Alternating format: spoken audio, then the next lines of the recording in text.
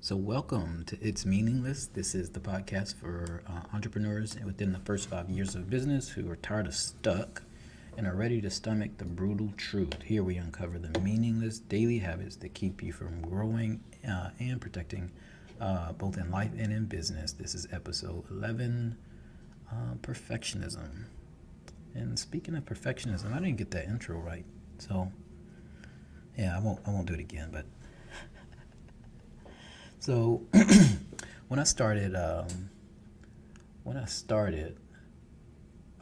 in software development, pretty much first job I had,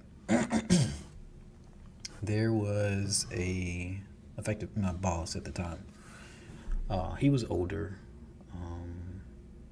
and been in the field he was older, and had been in the field for I don't know, probably 20, 30 at least years. At the time, 30 years. Um, so, yeah, at the time, about 30 years. So, he, let's just say he was used to doing things a different way. What I did not realize um, is we're mainly doing um, new software, building new software programs. And so he had projects that he worked on. I had projects that I was working on, and sometimes we worked on projects together. Not a lot, um, but a lot of times I remember like looking at some of the things he did, some of the things he wrote, some of the ways he did things, and you know, it would be a whole lot better if he did it a different way. Um, and part of this for me is, um, I guess, kind of coming from the, I guess, the academic side of things. Well, a lot, or a little anyway. Um, but from more common best practices, frameworks, blah blah blah blah blah, for how to do things. Which there's benefit in those things, um, and um, and at the same time looking at things that can be done to make the user experience better. Um, the thing I didn't realize, it took me probably, I want to say it took me about 10 years. Maybe not that long, but it took me some years to realize what my old boss was doing. Um, so, which is unfortunate because within that 10 years, um, I started my company, and so it meant the early part of me starting out, I was missing a really big thing. But I found out what he was doing was effectively his goal was get it done, um, and effectively get it in their hands to where they can use it, which makes a bunch of sense. From a business perspective, um, I, frankly, that's the only way to really work, especially in software. Back then, things weren't as saturated in terms of market. Um, yeah, things weren't as saturated. Um, but they definitely are. They definitely are more so now. But even then, it had already gotten to a point where, at least in order to get the good projects, um, you had to you had to like prove that you could get something out the door. Um, I talk about this industry a lot in the fact that, like, unfortunately, as far as the industry is concerned, um, I think the last stat I saw is about 50% of um, software projects fail. So in a market like that, you kind of had to prove, and obviously even more so now, have to have some kind of basis for like proving that you can like help them out, benefit them some kind of way. So his way of doing that, especially as a smaller company, um, was number one, like starting with a platform that he was familiar with, that he knew he could produce with. Number two, um, as far as like strategy, architecture, in other words, the way he's actually writing code, um, not trying to do anything super fancy. His job is find out what the find out what the end user wants, make sure it works in code, like keep the code as simple as possible, um, make sure it works, get it out the door. Um, so, which frankly, like, it makes sense. It makes sense because at the end of the day, it's kind of about who it is we're actually here to benefit, who it is we're actually here to serve. So, um, we get to talk about this thing called perfectionism, which unfortunately, like some people, like, well, obviously, like that kind of used to be a thing for me.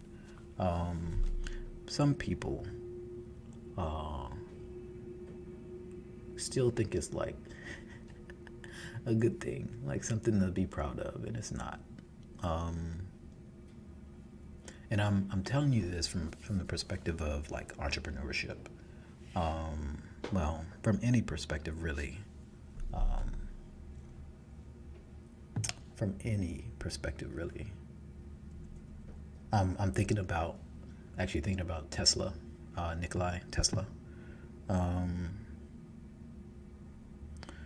which obviously brilliant man, and effectively you probably know of him as, I guess one of the people responsible for um, some of the patents used today. Um, Actually, he he effectively was the one who discovered. He did it under Edison's company, but he was the one who discovered how to put together alternating current, um, the electricity that we use in the outlets. He was the one who figured that out. Um, the thing was, um, like towards the end, like he came up with a bunch of stuff that it can definitely be said that he was before his time. Like he did things before his time. Um, but he, towards the end of his life, he was working on this thing.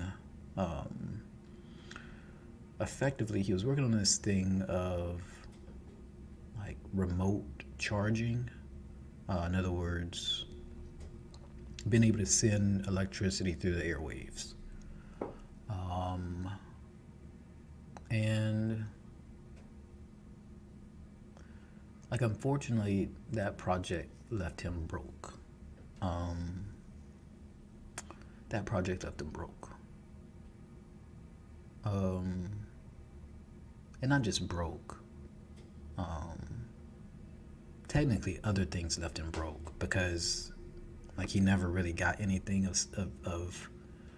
um, of substance, of real substance from the things he had invented, um, that actually did go to some type of commercial use during his time. But that project left him not only broke, but um, it cost him a lot of reputation.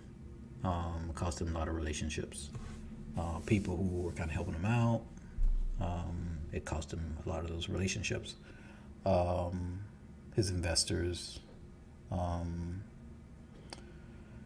And I think part of that comes up for me right now because I think part of that has to do with this topic of perfectionism.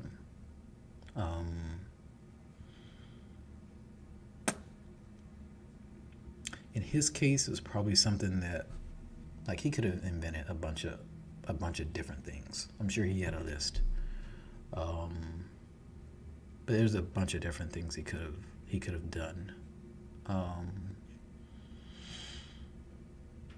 which I guess brings me to kind of the topic of, like, a little bit more practically, like, what can we do with this? Like, what's the answer to this? I was on a call yesterday in a kind of training group that I'm a part of, and actually they talked about this topic, of perfectionism, and more generally, kind of like head trash, like the kind of things that just get us stuck, in terms of mindset. And one of the things that that came out of that time, which I completely agree with, is effectively when we get to a place of, like, we're stuck, especially like on something like perfectionism. What is it that we're trying to accomplish? What is it we're going to do? When we get to the place we're stuck on trying to make things perfect to the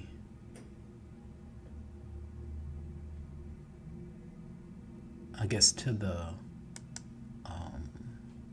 hurt of actually getting done, that is actually getting something accomplished. It's an indication that we're more so thinking about ourselves as opposed to thinking about the people that are supposed to be served by what we're building. Actually, another thing that came up in there is effectively the things that we're called to build, like the things that are in us, to build, to accomplish, to make, are not ultimately, like, what we build isn't for us.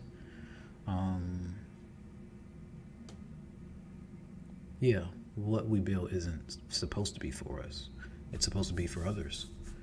In other words, others will be the one who'll benefit. Others will be the one who'll benefit primarily from what we build. Like, we get to benefit secondarily, from getting paid, in exchange for what we deliver, and of course from having the benefit of seeing others benefited. But in terms of, like, the things we're called to build, it's got to be of benefit to others. Otherwise, if it's not of benefit to others, then it won't be of benefit to us, even secondarily. So, like, this concept, or truth of, like, serving others, loving others, really again comes to the forefront, even in this conversation on perfectionism, because supposedly perfectionism is, I have to get it right for the people, whoever the people are. But at the end of the day, it's more so about reputation. It's more about, I can do better than this. And that's not really, like, there's no benefit in that. Um, Not long term anyway. I guess that kind of goes back to our conversation on,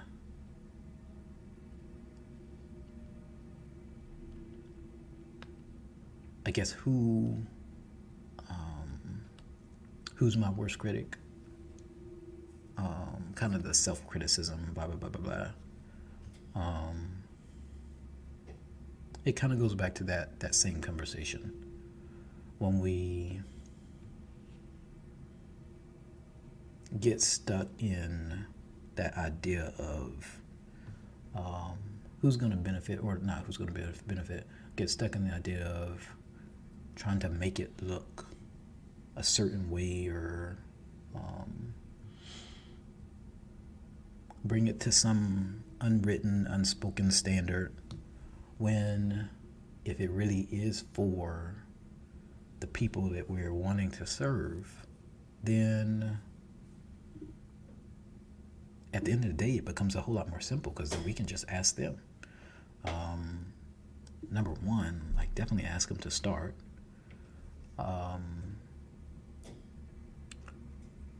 Which is pretty much how, like, the process goes in terms of, like, developing new software.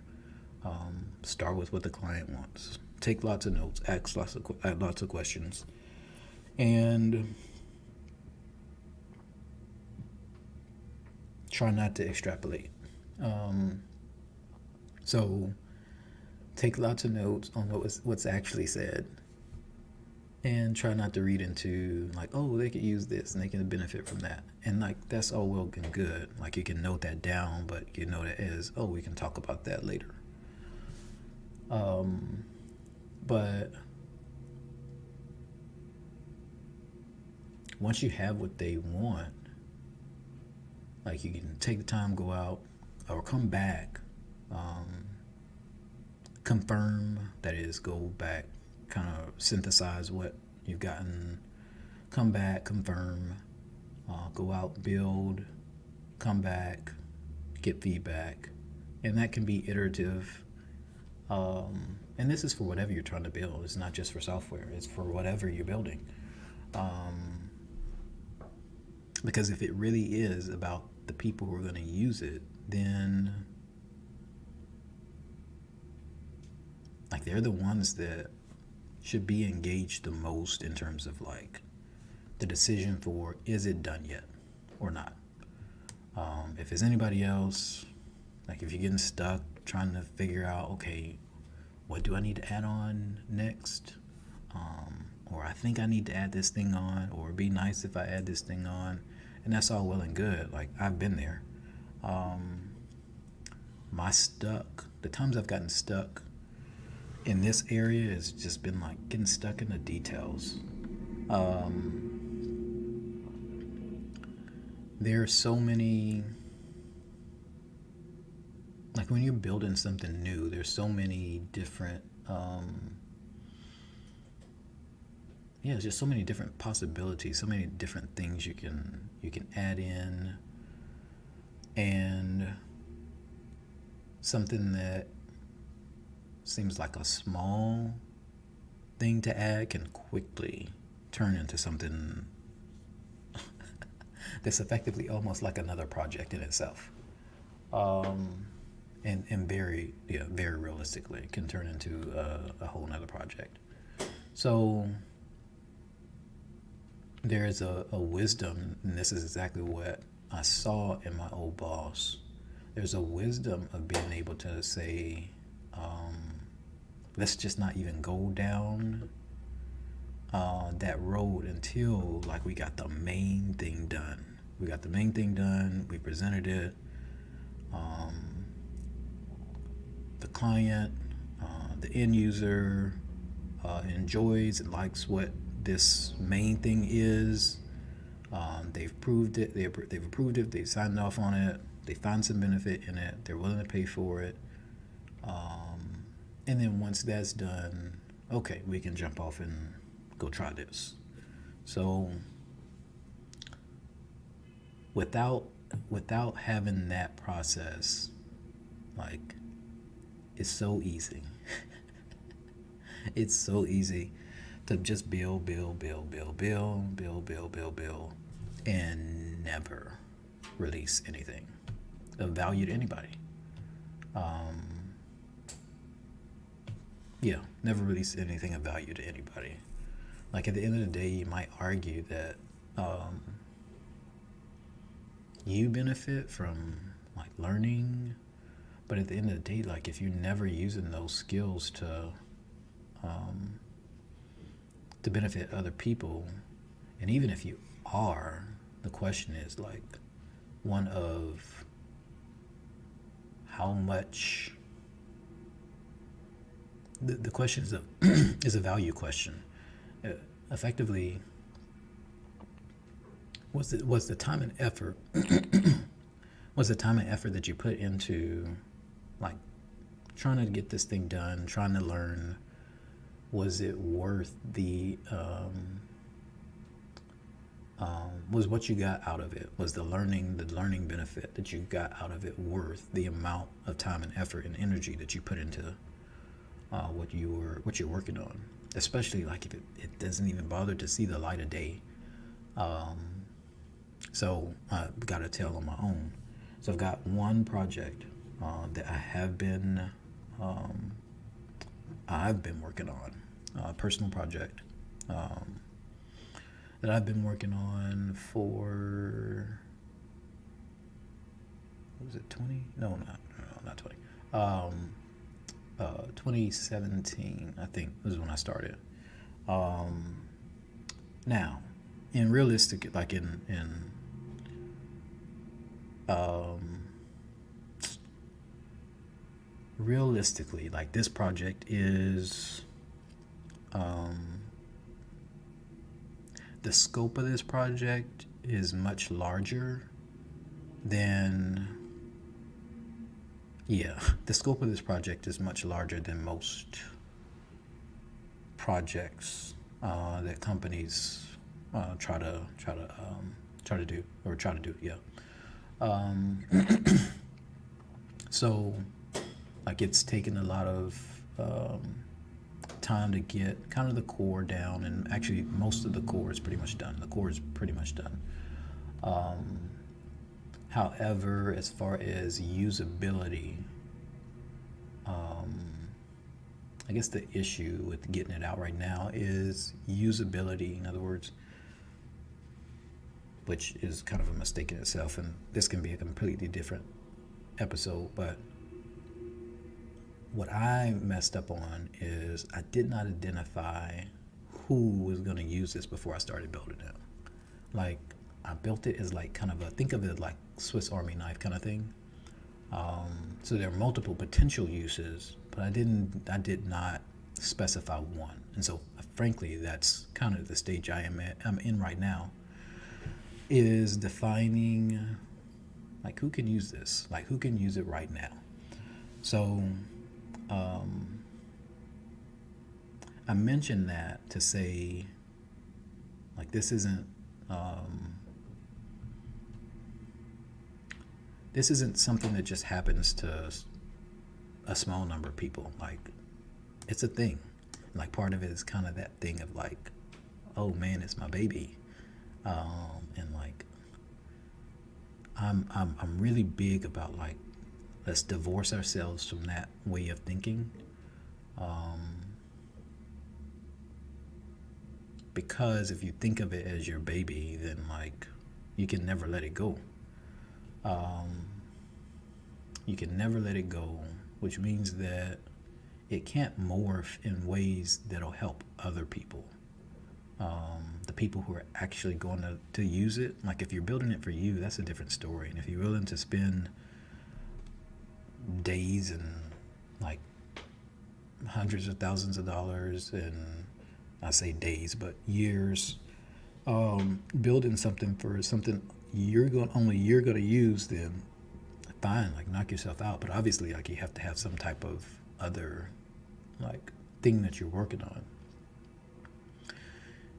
So, and in my case, like this is kind of a this project is it's kind of gone to the back burner, and it's always been sort of a side project anyway, which is fine. Like if you have side projects that you just want to like tinker around with and just play around with, I think that's a good use in terms of like development, skills development, staying sharp, that kind of thing.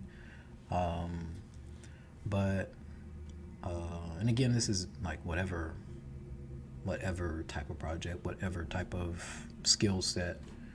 Um, but if it's like from the entrepreneurial side of things, if we're looking at it solely from an entrepreneurial side of things, like the goal is always and the eyes are always on who am I serving, how are they going to benefit, what do they want.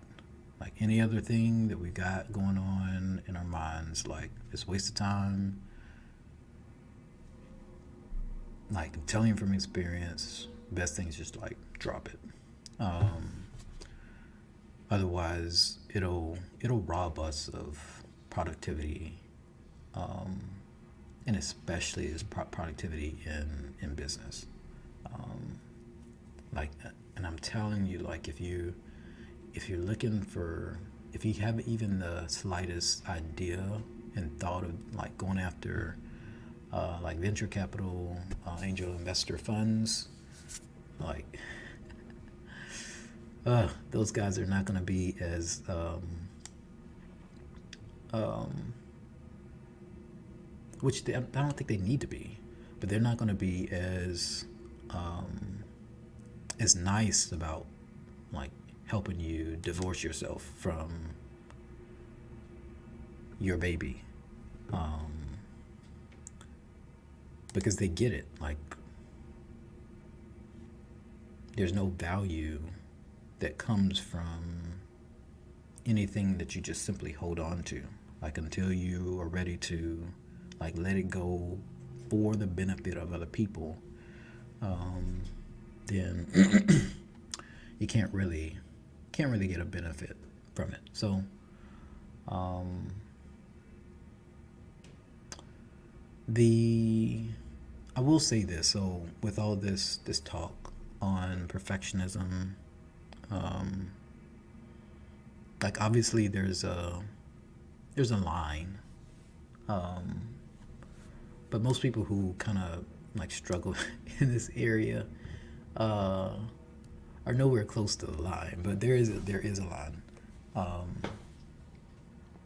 so again, so for the application I'm building, I've spent I don't know. Last I checked, last I looked, I think I've spent about two to 3,000 hours um, on um, on this project, and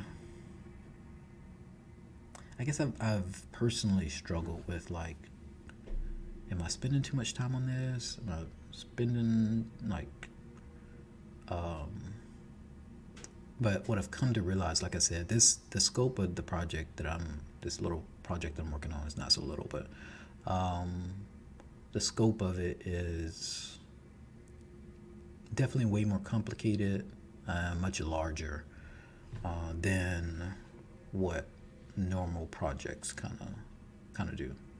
Um, so,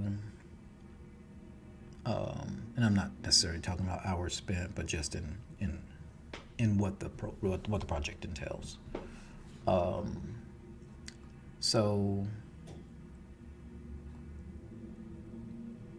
there's a